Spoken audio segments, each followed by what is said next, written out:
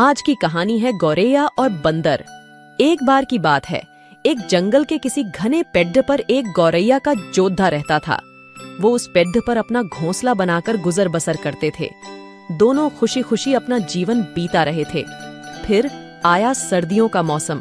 इस बार बहुत ही कड़ाके की ठंड पड़ने लगी। ठंड से बचने के लिए एक दिन कुछ बंदर उस पेड़ के नीचे ठिठुरते हुए पहुंचे।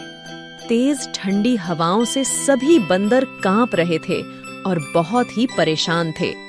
पेड़ के नीचे बैठने के बाद वो आपस में बात करने लगे कि काश कहीं से आग सेंकने को मिल जाती तो ठंड दूर हो जाती। उसी बीच एक बंदर की नजर पास पड़ी सूखी पत्तियों पर पड़ी। उसने दूसरे बंदरों से कहा, चलो इन सूखी पत्तियों को इकट्ठा करके जलाते हैं। उन बंदरों ने पत्तियों को एक जगह इकट्ठा किया और उन्हें जलाने का उपाय करने लगे। ये सब पेड़ पर बैठी गौरैया देख रही थी। ये सब देखकर उससे रहा नहीं गया और वो बंदरों से बोल, पड्ढी, तुम लोग कौन हो? देखने में तो तुम आदमियों की तरह लग रहे हो, हाथ पैर भी हैं। तुम अपना घर। गौरैया की बात सुनकर ठंड से कांप रहे बंदर चिढ़ गए और बोले, तुम अपना काम करो, हमारे काम में पड़ने की जरूरत नहीं है। इतना कहने के बाद वो फिर आग जलाने के बारे में सोचने लगे और अलग अलग तरीके अपनाने लगे।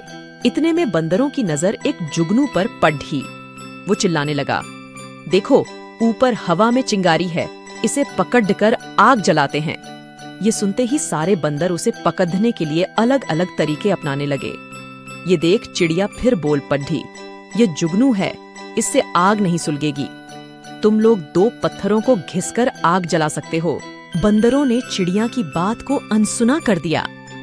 कई कोशिश के बाद उन्होंने जुगनू को पकड़ लिया और फिर उससे आग जलाने की कोशिश करने लगे, पर वो इस काम में कामयाब नहीं हो पाए और जुगनू उड़ गया। इससे बंदर निराश हो गए। इतने में फिर से गौरैया बोल उठी, आप लोग मेरी बात मानिए, पत्थर रगड़कर आप आग जला सकते हैं। इतने में एक गुस्साए हुए बंदर से रहा न गया और उसने पेड़ पर चढ़कर गौरैया के घोंसले को तोड़ दिया। यह देख चिड़िया दुखी हो गई और डर कर रोने लगी। इसके बाद वो उस पेड़ से उड़कर कहीं और चली गई। इस कहानी से हमें यह सीखने को मिलता है कि जरूरी नहीं कि हर किसी को ज्ञान या उपदेश दिया जाए। उपदेश उसी को दिया जाना चाहिए जो समझदार हो और बातों को समझे। बेवकूफ को उपदेश देने से खुद का ही बुरा हो सकता है। ऐसे ही कहानियां सुनने के लिए हमारे हिंदी कहानियां चैनल को लाइक, शेयर और सब्सक्राइब जरूर करें।